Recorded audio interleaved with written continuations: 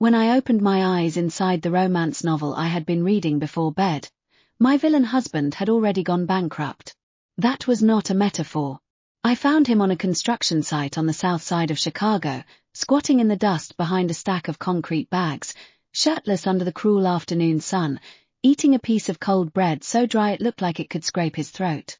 His skin was tanned from work, his shoulders were marked with fresh scratches, and his hands, the same hands that had once signed billion-dollar acquisition contracts in the original novel, were wrapped in cheap cloth tape to protect the blisters. 1 week ago, Everett Hale had been a ruthless tech founder, the kind of man business magazines called brilliant when they liked him and dangerous when they did not. He built logistics software, challenged old money, angered the wrong families, and became the designated villain who had to fall so the story's perfect hero could shine. The hero was Julian Cross. The woman standing in my body was supposed to be Lydia Vale, Everett's arranged marriage wife, a spoiled heiress who loved Julian, hated Everett, and treated their marriage like an expensive cage. In the original book, Lydia humiliated Everett while he was rich, abandoned him the moment he lost everything, stole the last money in their apartment, and ran to Julian and his delicate sweetheart, Serena Hart, begging for protection. Then the hero and heroine destroyed her too. That was the role I had inherited 3 days ago. I stood at the edge of the construction site holding a faded insulated lunchbox I had bought from a discount store with the last cash in Lydia's wallet. Dust blew into my eyes. A crane groaned overhead. Somewhere nearby, a foreman shouted over the sound of machinery.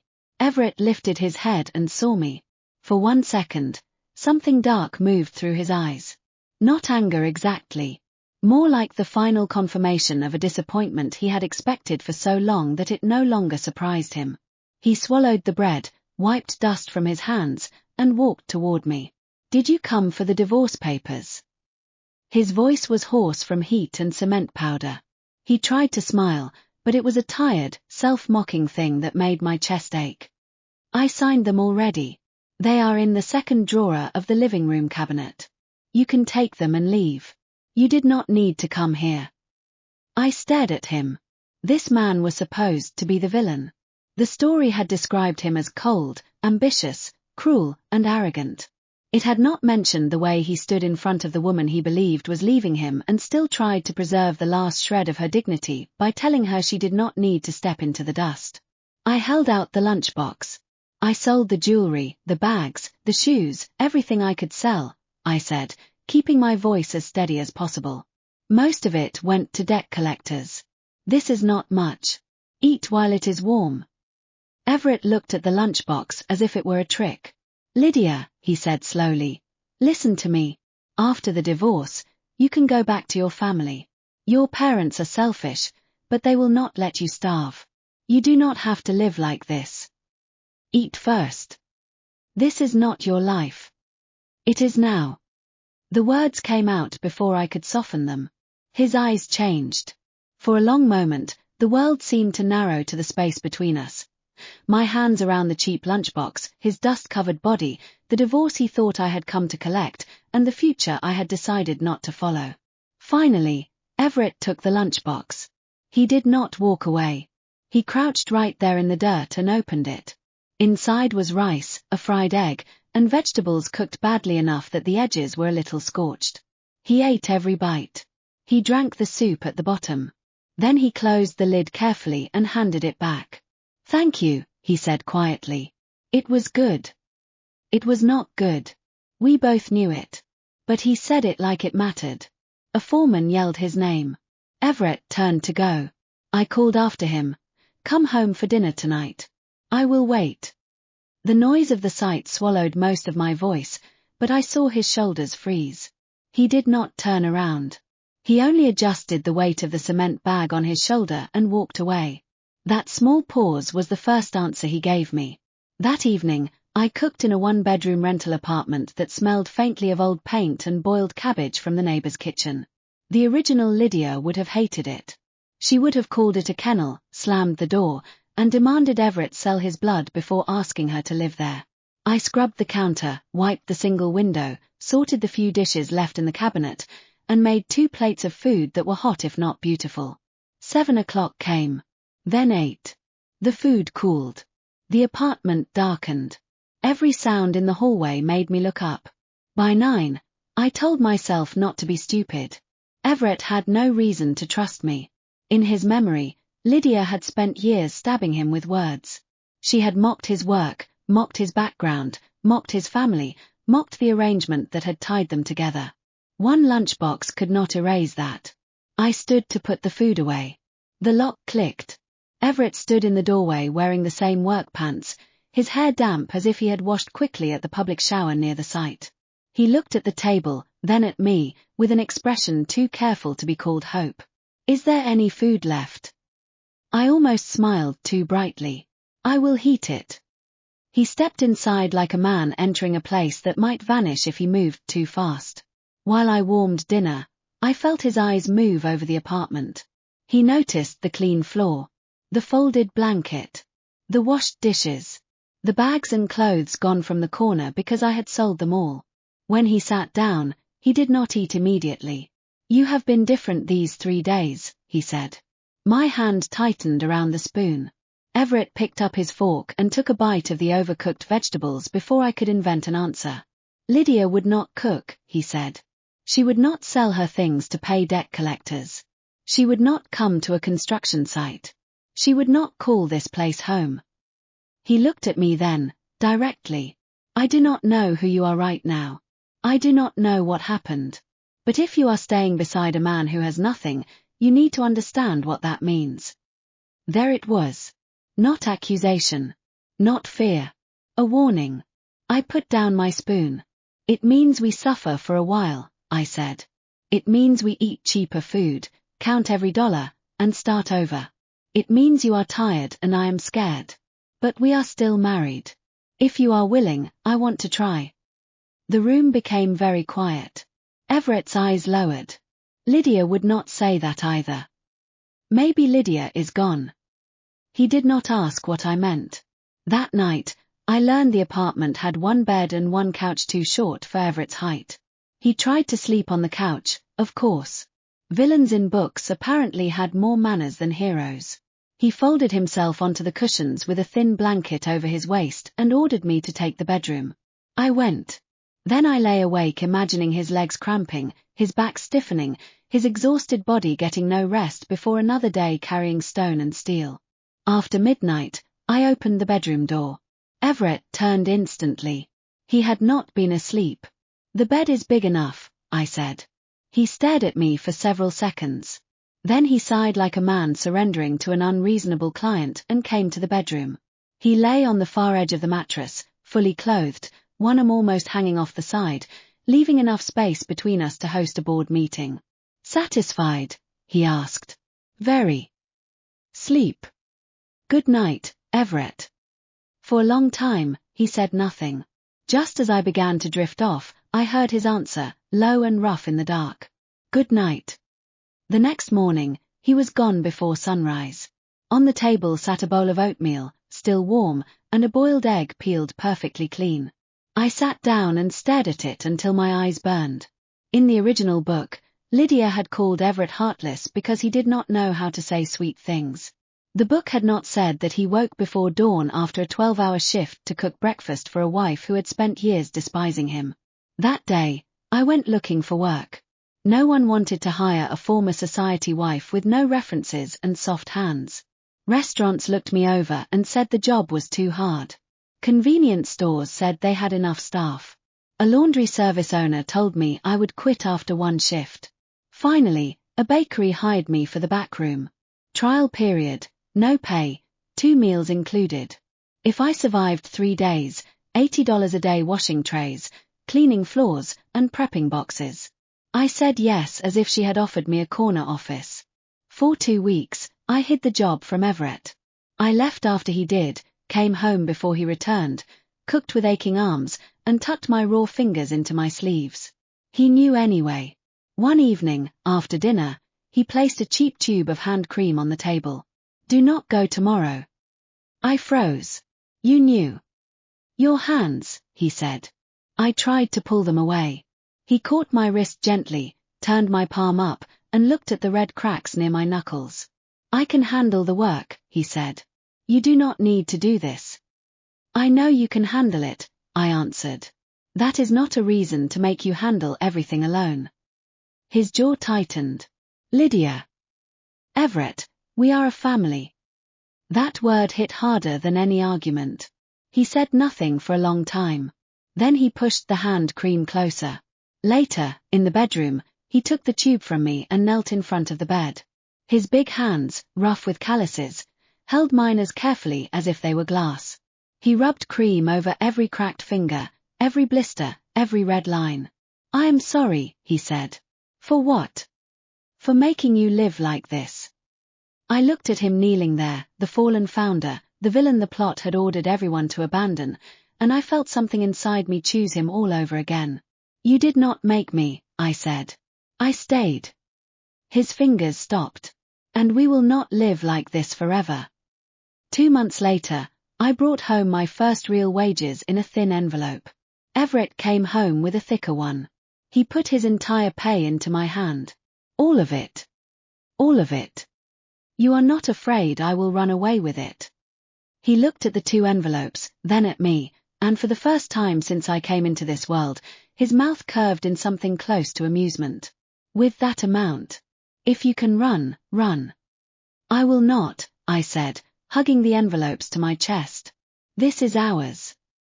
The word ours softened him more than any confession could have. Life became small and strangely tender. Everett worked at the construction site during the day. I washed trays at the bakery and learned to turn cheap ingredients into meals that made him pause after the first bite. We counted money in envelopes, argued over whether pork chops were too expensive, celebrated when I found discounted strawberries, and treated one small cake like a holiday feast because he bought it on his way home simply because he thought I might like it. That night, I insisted we light a candle on the cake and make a wish. Everett closed his eyes. I did not know exactly what he wished then, but I saw the way his face changed in candlelight. Tired, guarded, still proud, but no longer alone. After he blew out the candle, he gave me the strawberry from his slice. You eat it, he said.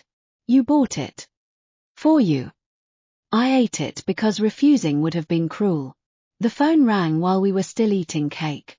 The number was unknown. I answered on speaker. Lydia Vale, a man's voice said, cold and arrogant. Everett's eyes went still. Julian Cross. The hero of the original novel. The man the plot worshipped. The man who had crushed Everett's company through rumors, lawsuits, investor pressure, and a series of decisions so convenient they could only have been written by an author determined to make him win. You have played hard to get long enough, Julian said. You think disappearing with Everett will make me worry. You think divorcing him, staying with him, or whatever new act you are performing will make me look at you. I love Serena. I will never want a woman like you. Stop making yourself pathetic. He hung up before I could respond. The apartment went silent. Memories that were not mine stirred inside my borrowed body. Lydia chasing Julian through charity galas, Lydia insulting Everett because Julian would not return her calls, Lydia marrying one man while obsessing over another. Shame flushed through me even though I had not done those things. Everett, I said quickly. That was before. I do not. I have a plan, he said. The calm in his voice stopped me. Call him back. Tell him that for $10 million, you will disappear forever and never bother him or Serena again. I blinked. He will never pay that. He will not. Then why? Serena will. I stared at him. Everett leaned back, and for a moment the tired laborer vanished. The man in front of me was the strategist who had built a company from nothing, the man whose mind the plot had been forced to break because it could not defeat him honestly. Serena Hart appears gentle, he said, but she is possessive. She is proud of being kind. She likes solving problems in ways that make her feel morally superior. Julian will refuse because his ego cannot tolerate bargaining with you. Serena will pay because she will see it as charity, victory, and protection all at once. That is terrifyingly specific. People are rarely complicated when they believe they are good. I called. Julian shouted. I demanded 10 million. He called me crazy. I threatened, in the sharpest spoiled rich girl tone I could manage, to appear at his office, his house, his engagement events, anywhere Serena could see me. Then Serena's soft voice came onto the line. "Lydia," she said gently, "this is sad. You should have more dignity. I want 10 million. She sighed as if I were a stray dog biting her hand. "Fine. Send the account. Take the money and leave us alone." The next afternoon, $12 million arrived. I counted the zeros until my vision blurred. "She sent extra," I whispered. Everett glanced at the screen. "Of course she did. Of course. 2 million for her conscience. She wants to believe she did not buy silence. She wants to believe she was generous." I looked at him, half awed, half afraid. "If you are this smart, how did Julian ruin you?" Everett went very still. For the first time, uncertainty crossed his face.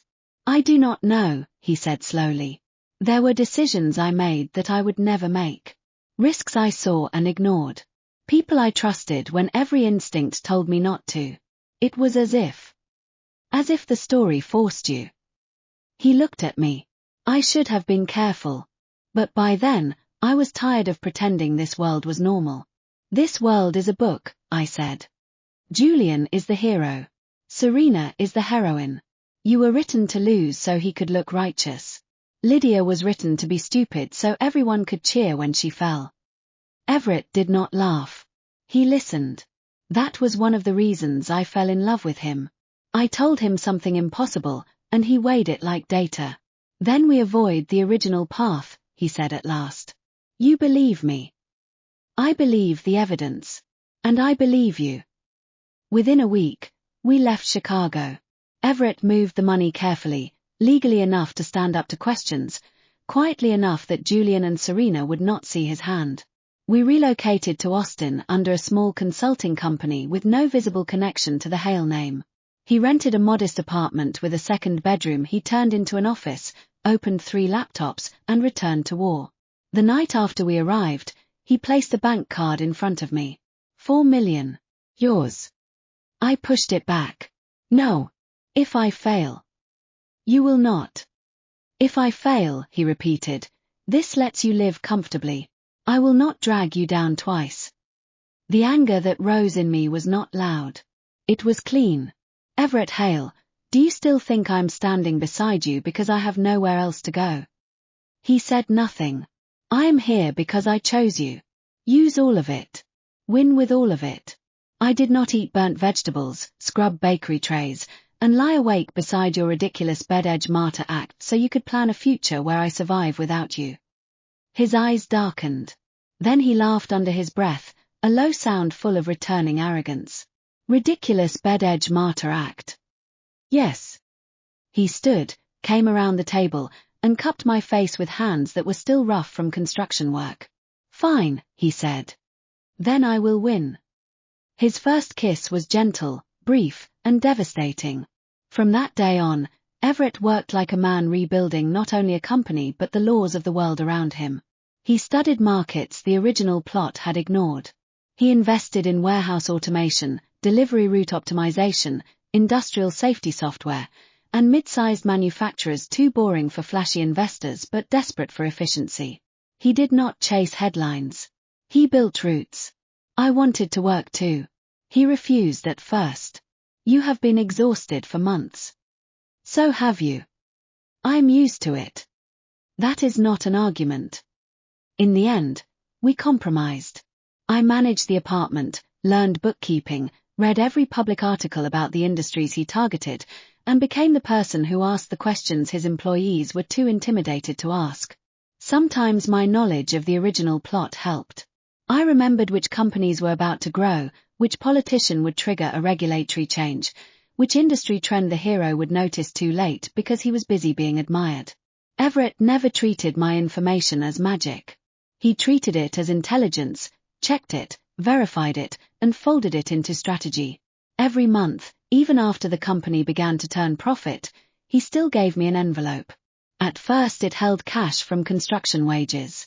Later it held dividend statements, household budgets, transfer records, and once, absurdly, a receipt for an expensive cake. "Why are you giving me this?" I asked. Habit. Everett. He looked almost embarrassed. When we had nothing, giving you my pay meant I trusted you. Now that we have more, I still want you to know. Know what? That it is ours. I kept every envelope in a box. A year after we left Chicago, Everett took me to a private investor dinner. I almost refused. The original Lydia had known how to move through elite rooms. I knew how to compare discount grocery prices and rescue oversalted soup. I am not good at social games, I told him. He came up behind me while I stood in front of the mirror, nervous in a black dress we had bought after arguing for 20 minutes over whether it was too expensive. You do not need to play games, he said. Eat what you like. Smile only if you want. Let me handle the rest. What if I embarrass you? He looked genuinely offended. You sitting beside me is the opposite of embarrassing me. At the dinner, investors watched him the way people watch a storm that has learned manners. Everett was calm, precise, and dangerous in the way only competence can be dangerous. He introduced me as his wife, not as an accessory, not as a rescued woman, not as the former heiress who had followed him down. This is Lydia, he said, his hand firm at my waist. My wife. The room heard the pride in his voice. So did I. At first, the other spouses tested me with designer bags, jewelry, private schools, vacation homes, and soft little questions that were really knives.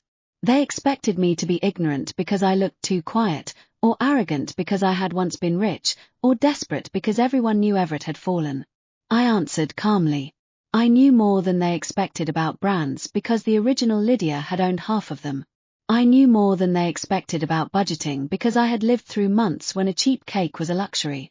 I knew more than they expected about loyalty because I had watched a proud man eat scorched vegetables without complaint. By the end of the evening, the wife of Everett's largest potential investor leaned toward me and said, "He adores you." I looked across the room. Everett was speaking to 3 men in suits, but his eyes found me immediately. He lifted his glass a fraction, a private question. I smiled. He relaxed. We went through a difficult time, I said. We learned to trust each other. The investor's wife studied me, then nodded as if I had told her something more important than any pitch deck. Later that night, in the car, Everett told me the investor had increased the next funding round by 50%. Because of the dinner. Because of you. I did not do anything. His wife told him a man who respects his wife when he has power is promising. A man who respected her when he had nothing is safer to bet on. I stared at him. Everett took my hand over the center console. Apparently, loving my wife is good for business. Then you should continue. I intend to. Years passed faster than I expected. Everett's company did not explode overnight. It grew the way strong things grow, with roots first. Contracts became partnerships. Partnerships became acquisitions. The new Hale Group spread across logistics, infrastructure data, and industrial technology until business magazines started using the same words they once used before his fall. Brilliant, ruthless, visionary. But he was different now. He still made hard decisions. He still frightened competitors. He still had the cold focus that made the original book call him a villain. Yet the reckless edge was gone. He no longer trusted flattery. He no longer chased recognition from rooms that had abandoned him. He came home for dinner whenever he could, and when he could not, he called. Julian noticed too late. By the time Cross Capital realized the quiet Austin company eating through its market share belonged to Everett Hale, it was already too late to crush him with rumor or pressure. Investors had seen performance. Clients had seen results. Regulators had seen clean books. Everett had built something without the weak points the plot once used against him. Serena found out even later. I imagined her remembering the $12 million she had sent to make me disappear. I imagined the moment she understood she had financed the resurrection of the man her lover destroyed. It was petty of me to enjoy that. I enjoyed it anyway. When we returned to Chicago, a modest but unmistakably expensive line of cars waited at the airport. Everett sat beside me in the back seat and took my hand. "We are home," he said. The city outside the window looked the same: steel, glass, traffic, ambition. But I was not the woman who had arrived at the construction site with shaking hands and a lunchbox. Everett was not the man eating cold bread in the dust. We had carried each other through the dirt. Now we were walking back in together. At the first major event after our return, Julian and Serena were there. Julian looked older than he should have, the bright heroic confidence dimmed by financial pressure and the creeping awareness that the world was no longer arranging itself around him. Serena wore a pale dress and a smile that trembled when she saw me. Everett greeted them politely. That was worse than anger. Julian could have fought anger. Politeness told him he no longer mattered enough to deserve heat. "Everett," he said stiffly. "Impressive recovery." "Thank you." Serena's eyes flicked to me, then away. I smiled. "Serena, I never thanked you properly." Her face went white. Julian frowned. "For what?" Everett's hand rested lightly at my back. "For the generous payment years ago," I said sweetly. "It helped us start over." The silence that followed was worth every cold tray I had washed in that bakery. Julian turned toward Serena slowly. "Payment?" She opened her mouth. Closed it. Everett spoke before the scene could become too ugly for the public room. "Private matters should stay private," he said. "Enjoy the evening." Then he led me away. "That was cruel," I whispered. "No," he said. "Cruel would have been showing him the interest calculations." I nearly laughed into my champagne. In the years that followed, people tried to retell our story in ways that suited them. Some said I was smart because I chose a fallen man before he rose again. Some said Everett was lucky because his wife stayed loyal. Some said we were proof that true love could defeat fate. Some said I must have known he would become rich again and gambled well. They were all wrong in small ways. I did not stay because I was certain he would win. I stayed because when he had nothing, he still gave me breakfast. Because when I said I was not the woman he remembered, he did not call me crazy. Because he could have used my guilt against me, but instead he warned me that life with him would be hard. Because the first money he made, he gave to me. Because the first expensive thing he bought because he thought I might like strawberries. And Everett did not rise because I saved him. He rose because the plot stopped making me betray him, because one person believed his mind was still his own, because we turned humiliation into capital, poverty into discipline, and a fake heroine's charity into the seed of an empire. The original novel wanted me to be an evil wife. It wanted him to be a doomed villain. It wanted Julian to be the sun and Serena to be mercy. But stories are weaker when the characters wake up. One winter morning, years after our return, I stood in the kitchen of a house that no longer felt borrowed. Everett came up behind me, wrapped his arms around my waist, and rested his chin on my shoulder the same way he had done in our tiny Austin apartment. "Investor dinner tonight," he said. "Again. They asked if you were coming." "Me? Apparently, my wife is good luck." "Your wife wants pancakes. Then your husband will make pancakes." I turned to look at him, the once bankrupt villain who had learned to cook oatmeal before dawn and now ran a company half the country depended on. "Do you ever regret it?" I asked suddenly. "What?" "Believing me. Staying married. Letting me drag you into that strange plan with Serena's money." He looked at me as if I had asked whether the sky regretted morning. "Lydia," he said, "the day you came to the construction site, I thought my life was over. You handed me a lunchbox and called it dinner. That was the first time in weeks I remembered I was a person, not a failure." My throat tightened. "So no," he said. "I do not regret being saved by my wife." "I did not save you. You stayed." He said it simply, and maybe that was the truest version of our story. I stayed. He rose. The hero lost his script. The villain came home. And the woman who was supposed to run away became the reason the ending changed. Before Everett's fall, the original book had spent entire chapters describing him as if ambition were a moral crime. He was not born into the same polished circles as Julian Cross. Julian had inherited old money, old lawyers, old country club friendships, And the kind of last name banks treated like collateral. Everett built himself out of scholarships, night shifts, cheap apartments, and a mind so sharp it made comfortable men nervous. When he married Lydia, the Vale family called it an alliance. In truth, they had needed his rising company more than he had needed their fading name. The original Lydia never understood that. Or maybe she understood and hated it. She wanted Julian because Julian looked like the hero on paper. Blonde, effortless, charming at galas, always photographed beside Serena's gentle smile. Everett, by contrast, watched rooms before entering them. He rarely laughed in public. He gave gifts through assistance, solved problems before anyone thanked him, and believed silence was safer than tenderness. The book punished him for that. After I stayed, little pieces of the old plot kept trying to drag us back. A debt collector appeared at our apartment one morning, louder than necessary, slamming his fist against the door and shouting Everett's name down the hallway. I opened it before Everett could step in front of me. The man looked past my shoulder, saw the tiny room, the cleaned floor, the cheap curtains I had hemmed by hand, and smirked. "Mrs. Hale," he said, stretching the title into an insult. "Still playing house.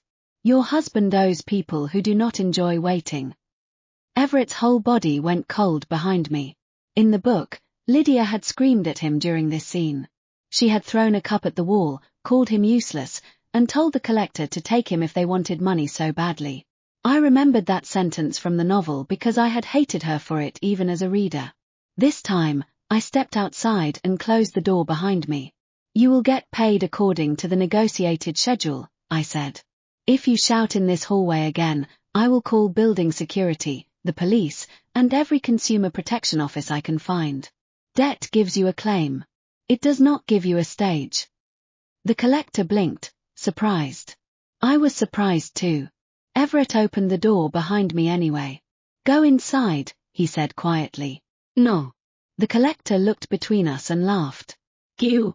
The wife grew a spine. Everett moved one step forward. He did not raise his voice. He did not need to. "Speak to her like that again, and you will learn exactly how many legal ways a ruined man still has to ruin you back." The collector left. Afterward, Everett stood in the hallway for a long moment, fists clenched at his sides. "You should not have had to deal with that. Neither should you. I'm used to being hated. Then get unused to it." He looked at me then with a strange expression, as if I had given him an order in a language he had forgotten but still understood. That night, he found an old notebook and began listing everyone who had moved too quickly during his collapse. Investors who had withdrawn hours before bad news broke. Lawyers who had delayed filings just long enough for Julian's people to act. A supplier who had breached contract without fear. A board member who had voted against him after receiving a quiet favor from Cross Capital. "I thought the collapse was chaos," he said. "It was a plot." "No," he said, eyes hard. "Plots are lazy. This was coordination." That was the beginning of his comeback before the money even arrived. He did not have capital yet, but he had memory. He had names. He had patterns. And now, because I had told him this world was a story, he had permission to distrust every coincidence that made Julian look blessed. At the bakery, I learned a different kind of strategy. The owner, Maria, was not impressed by beauty, family names, or sadness. She cared whether the trays were clean, whether the floor was dry, whether I showed up on time, and whether I wasted ingredients. Under her eye, I learned to move quickly without looking frantic. I learned which customers pretended not to hear the price after ordering custom cakes. I learned that people reveal themselves in small transactions. Who thanks workers, who snaps fingers, who smiles only when watched. One rainy afternoon, Serena Hart came into the bakery. I nearly dropped a tray. She wore cream cashmere and delicate earrings. Her hair looked soft enough to be sponsored. Two women followed her, one carrying a garment bag, the other holding an umbrella even though Serena was already inside. She was prettier than the book had described, but in person her sweetness had edges. She did not recognize me at first. Why would she? The Lydia she knew wore diamonds and anger. I wore an apron dusted with flour and had dishwater roughening my hands. Then her gaze settled on my face. Lydia. Maria looked over. I wiped my hands on my apron. Serena. Her eyes widened with pity so polished it was almost art. I heard things were difficult. I did not realize. She glanced around the back counter, the mop bucket, my cheap shoes. Are you working here? Yes. Oh, Lydia. There it was. The soft knife. In the original story, Serena's pity made everyone love her. She forgave enemies in public and let the world punish them in private. She did not have to push anyone. She only had to sigh, and men like Julian drew swords. I smiled. It is honest work. Of course, she said quickly. I did not mean. Would you like to order something? For 1 second, irritation flashed across her face. Then it vanished under gentleness. A dozen lemon tarts. I packed them carefully. She left $100 bill in the tip jar while making sure Maria saw. Please take care of yourself, she said. And if you ever need help leaving Everett, you can call me. I looked at the bill in the jar. Then at her. You should save your generosity, I said. You may need it later. She did not understand. But months later, when she wired $12 million to buy my disappearance, I remembered the lemon tarts and thought, there it is. Same performance. Larger stage. After we moved to Austin, I sometimes missed the harsh simplicity of the construction site days. That sounds ridiculous. No one misses cracked hands and unpaid bills. But poverty had made the world brutally clear. We needed food, rent, medicine, debt payments, sleep. In Austin, as Everett's work expanded, danger became cleaner and harder to see. It came in contracts with polite wording, dinners with smiling investors, offers that looked helpful until the third footnote, and consultants who wanted access more than partnership. Everett trusted me to notice social danger. He said my advantage was that I had been both rich and poor inside the same year. I knew what arrogance sounded like when it wore diamonds, and what desperation sounded like when it wore work boots. I could tell when an investor's wife was curious, when an assistant was terrified, when a rival underestimated me because I did not interrupt. So I became the quiet person in the corner of rooms, listening. One early investor nearly destroyed us. His name was Martin Bell, a silver-haired man with a warm handshake and a reputation for rescuing startups. He loved Everett's software, loved the margins, loved the idea of backing a founder who had learned humility. I hated that phrase the first time he said it. He thinks your fall made you obedient, I told Everett after the meeting. Everett loosened his tie. It did not. Good. Because his term sheet is a leash. He looked at me, amused. You read it. I read the parts that looked boring. Those are the dangerous parts. Exactly. Martin's offer included a clause that would give him veto power over strategic partnerships if revenue targets were missed by even 1/4. It sounded reasonable. In practice, it would let him block expansion, force dependency, and eventually buy the company cheap. Everett read the clause again. Then he laughed. Not softly. Not kindly. My wife just saved me from selling my throat. At the next meeting, he rejected the term sheet and offered Martin a cleaner, smaller role with no control rights. Martin's warmth vanished. You are not in a position to be difficult, Everett. Everett smiled. I was difficult when I was laying bricks. I see no reason to stop now. We lost that money. 3 weeks later, we found better money. That became a pattern. The world kept offering shortcuts that looked like salvation. We kept choosing slower roads that left our hands free. Our marriage changed slowly too. At first, we were allies because survival required it. Then we were friends because small routines built trust before either of us noticed. He learned how I liked coffee. I learned he hated parsley but would eat it if I forgot. He stopped sleeping on the edge of the bed. I stopped waking up afraid he would regret letting a stranger stay in his life. The first time he called me my love, he did it while arguing about accounting software.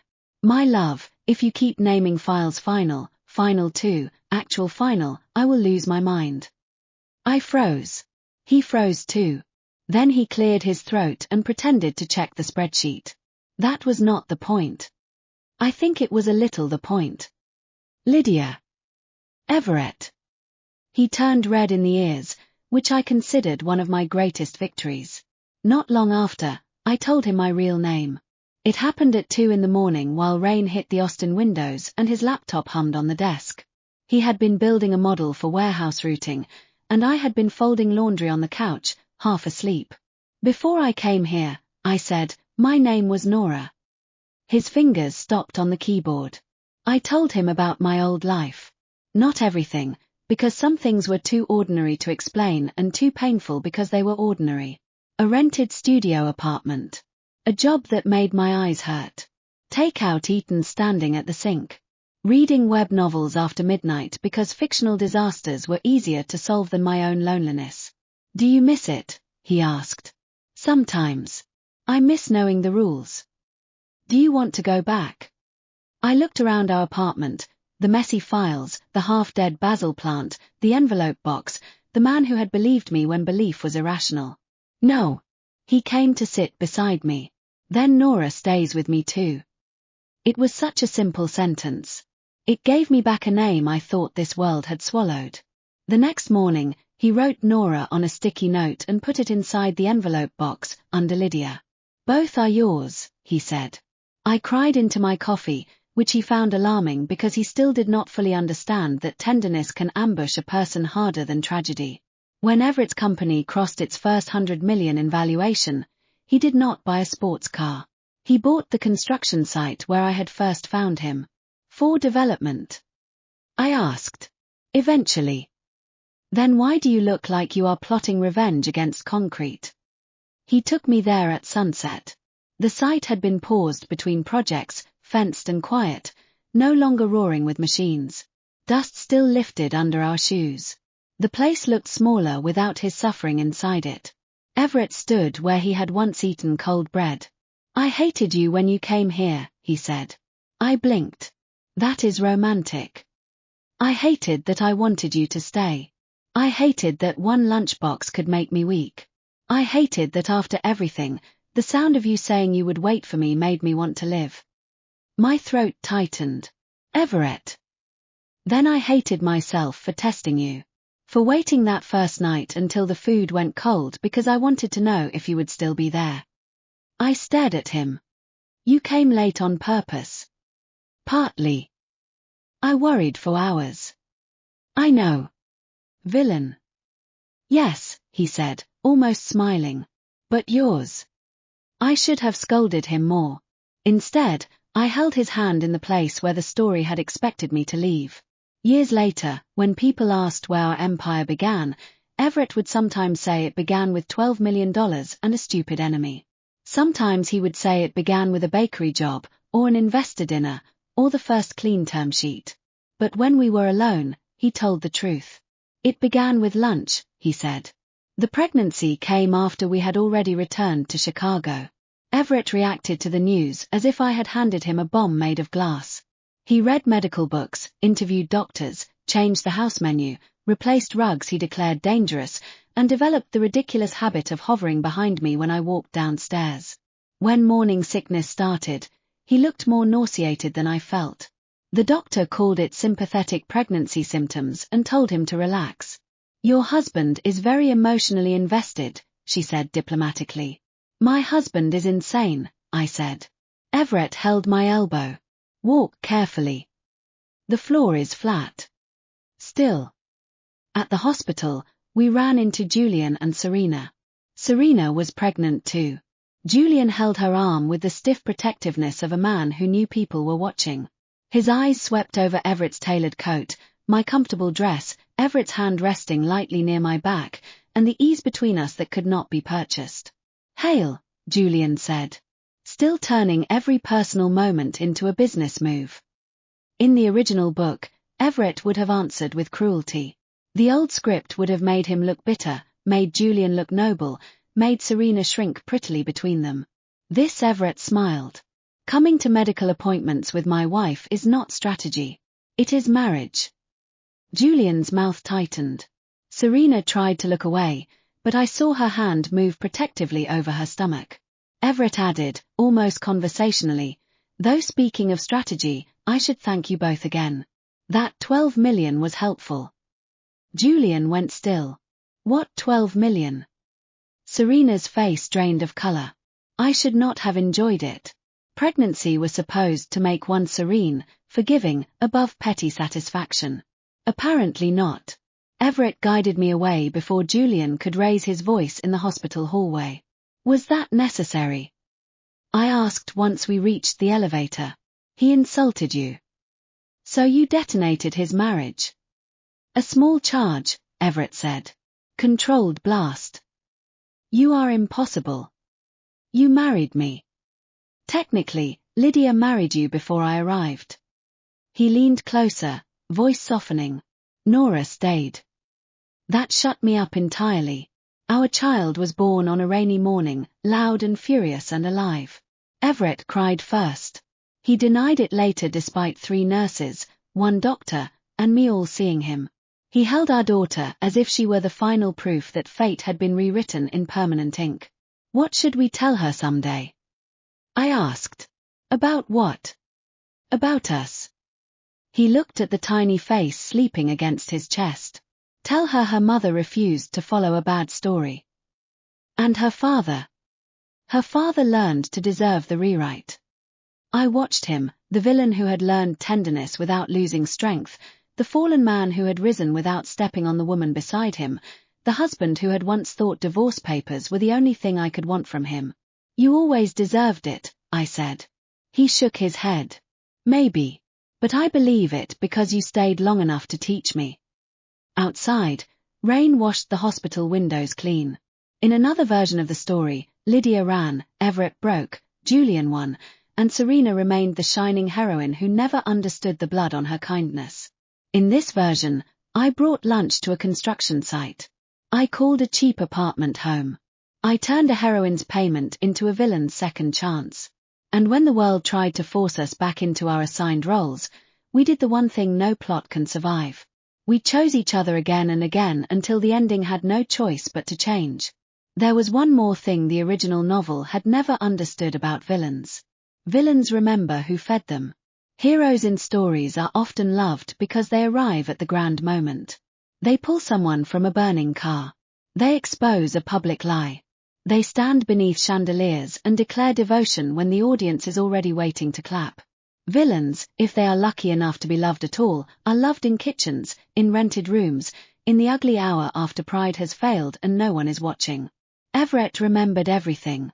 He remembered the first lunchbox so clearly that years later, when we had chefs available and assistants who could arrange any meal in the city, he still preferred rice packed into a plain thermal container when he traveled.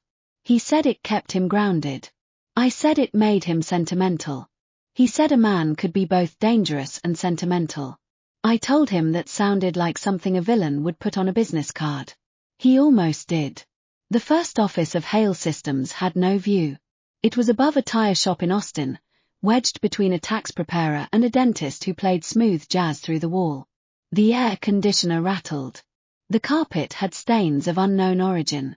The conference table was a folding table we bought secondhand and carried up 2 flights of stairs ourselves because delivery cost too much. On the day the first employee arrived, I was more nervous than Everett. The employee was a young data engineer named Miles, brilliant, anxious, and clearly wondering if he had made a terrible mistake joining a company whose founder answered the door holding a screwdriver because he had been fixing a loose hinge. Everett shook his hand. We are underfunded, understaffed, and our coffee machine is unreliable, he said. But the product works, the contracts are clean, and I do not lie to employees. If that is not enough, leave now and I will still give you a good reference for showing judgment. Miles stared at him. Then he laughed. He stayed. By the end of that month, we had 4 employees, 3 laptops that overheated, 1 client who paid late, and a whiteboard full of routes, cost models, and risk maps. I came in twice a week with food because everyone forgot to eat. No one knew what to do with me at first. Was I the founder's wife? The office manager? The bookkeeper? The person who knew where the extra charging cables were? Eventually, They decided I was all of those things plus the only person who could tell Everett he was being terrifying. "You are frowning at Miles like he betrayed the nation," I told him once. "His model is wrong." "Then say the model is wrong. Do not stare at him like you are choosing a prison sentence." Everett blinked, then turned to Miles. "The model is wrong," he said. Miles exhaled. "Thank God." That was how the company culture formed, intense, honest, a little strange, and built around the rule that fear wasted time. Everett did not become soft. He became precise. People could handle precision. What broke them was uncertainty. The first time a trade publication called his new company the quiet threat in industrial tech, Everett placed the article on the refrigerator at home. "Really?" I asked. "It is accurate. You put a threat on our fridge. A quiet threat. That distinction does not help." He kissed my forehead and left it there for a week. As Hale Systems grew, my own place in that world changed too. I stopped apologizing before I spoke. I learned how to read financial reports without feeling like an imposter. I learned which questions made overconfident men reveal they had not done the work. I learned that being underestimated was not always an insult. Sometimes it was a door left open. At a supplier meeting, a senior executive once asked if I needed someone to explain the pricing sheet. Everett's eyes went cold. I touched his sleeve under the table and smiled at the executive. "Please do," I said. He explained it slowly, generously, and incorrectly. When he finished, I asked 3 questions about hidden fees, volume rebates, and termination penalties. His smile faded with each answer. By the time the meeting ended, we had negotiated 12% off the contract and removed a clause that would have cost us millions later. In the elevator, Everett looked at me like I had just robbed a bank elegantly. "What?" I asked. "You let him underestimate you." He wanted to. It seemed rude to stop him. Everett laughed so hard the elevator camera probably caught it. Those were the victories no one wrote articles about. The quiet wins. The saved clauses. The meals delivered during all-night builds. The way Everett started asking my opinion before major investor calls, not because I was always right, but because I saw people from angles he sometimes missed. The world called him the mind behind the comeback. He called me his unfair advantage. When Cross Capital finally tried to investigate Hale Systems, they sent a consulting firm disguised as a potential partner.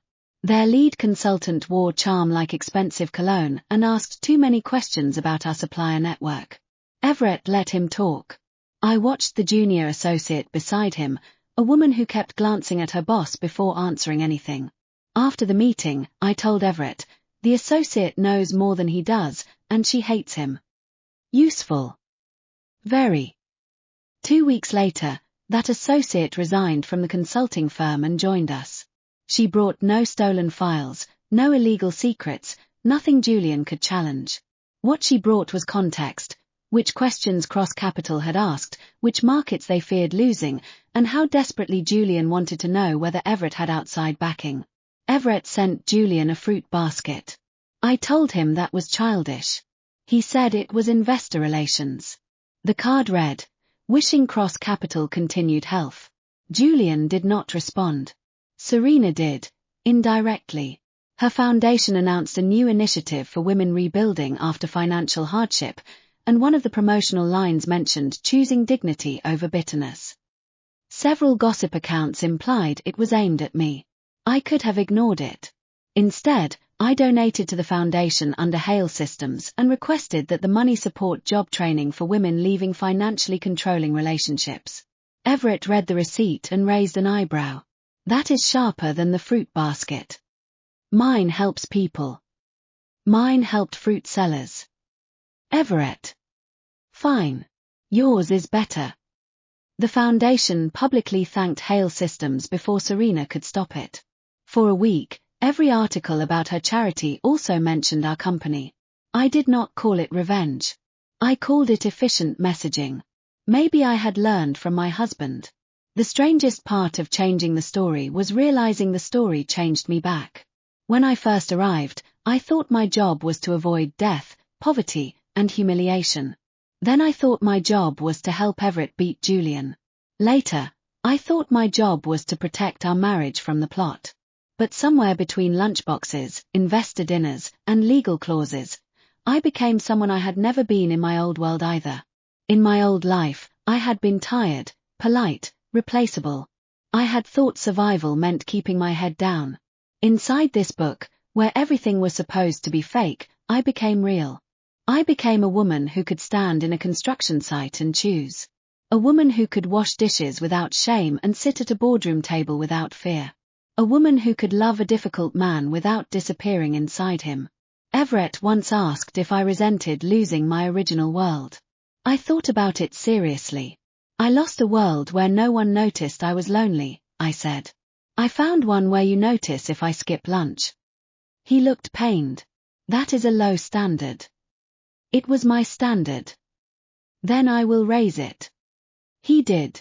Not with grand declarations, though he learned those too in his own awkward way. He raised it by listening. By leaving meetings when I needed him. By letting me be angry without treating anger as betrayal. By never once asking me to become the old Lydia because her manners would be useful or her connections convenient. By calling me Nora when we were alone and Lydia when the world needed the name, making space for both lives without forcing me to choose. On our 5th anniversary, he gave me a new lunchbox. It was ridiculous, custom-made, brushed steel, lined with insulation, elegant enough to look like a luxury handbag if one squinted. Inside, where a brand logo would have been, he had engraved one sentence. You came back with dinner. I cried, obviously. Everett panicked, also obviously. It was supposed to be romantic. It is. Then why are you crying like I committed a crime? Because you are emotionally incompetent but improving. That sounds like an insult. It is an anniversary compliment. He accepted that because he loved me and because, after years of marriage, he had learned that some arguments were unwinnable and not worth modeling in a spreadsheet. That night, we ate cake with strawberries after our daughter fell asleep. He still gave me the strawberry from his slice. I still took it. Some rituals are too small to explain and too important to abandon. Outside, the city that had once watched him fall glittered below our windows. Inside, the man who had once asked if I came for divorce papers washed the plates while I packed leftovers into the lunchbox. The story had tried to make us symbols: villain, evil wife, hero, heroine. But life is not made of labels. It is made of who comes home. Who waits. Who eats the burnt vegetables and says they are good. Who takes the money meant to erase them and builds a future so solid that no one can write them out again. If this world was a book, then maybe somewhere a reader turned the page and wondered why the plot had changed. I hope she smiled. I hope she understood. Sometimes the villain only needed one person to bring him dinner. Sometimes the evil wife was never evil at all. Sometimes the grandest revenge was not destroying the hero. It was living so well that his victory became irrelevant.